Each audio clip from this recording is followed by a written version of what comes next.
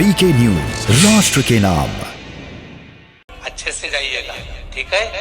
बाबा फिर बुलाएगा, मेरी सीहोर की धरा फिर पुकारेगी आपको, फिर मैं आमंत्रित करूंगा।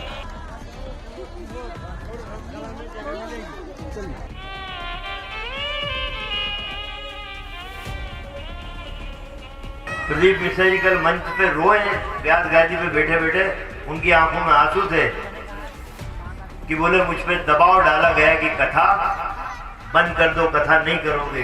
सिर्फ ट्विटर पर बैठकर अफवाह फैलाना माननीय कमलनाथ जी, वो भी चलती कथा में विघ्न डालने जैसा ही है।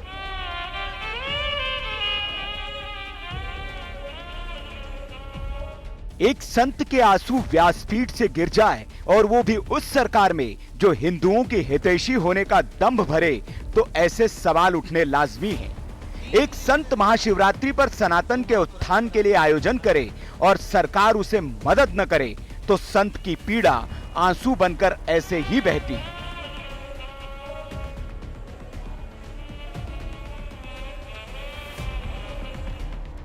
ये पीड़ा तब और ज्यादा हो जाती है जब एक कथा वहां हो रही हो जो सूबे के सीएम का गृह क्षेत्र हो और जिनके नाम में ही शिव हो। ये शिवराज का गृह जिला है सीहोर, जहां पंडित प्रदीप मिश्रा ने महाशिवरात्रि पर भव्य आयोजन किया था। अच्छे से जाइएगा, ठीक है?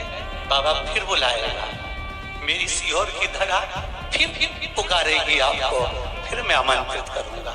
हर हर हाँ।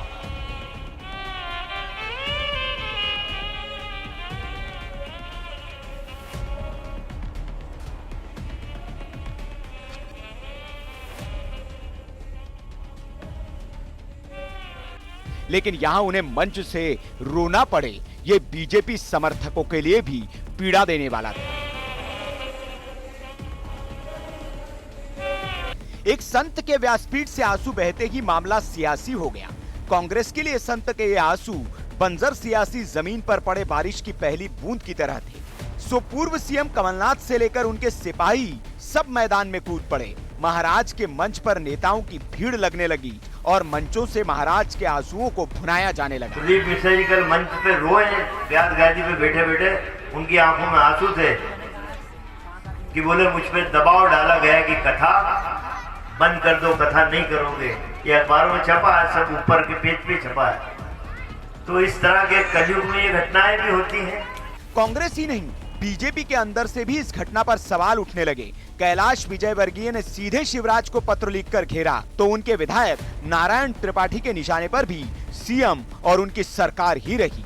ये सब होता देख सरकार भी सख्ते में आ गई और नरोत्तम मिश्रा ने मोर्चा संभाल लिया। आपके आशीर्वाद से ही है सरकार महाराज, आपकी कृपा से है, सब कुछ आपकी कृपा से चले।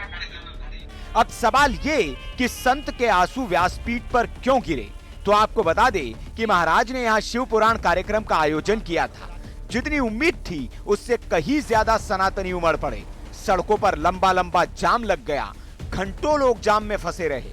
अव्यवस्था का ऐसा आलम कि प्रशासन भी घुटने टेकते नजर आया और कहा गया कि प्रशासन ने बाबा को इसके लिए जिम्मेदार ठहरा दिया।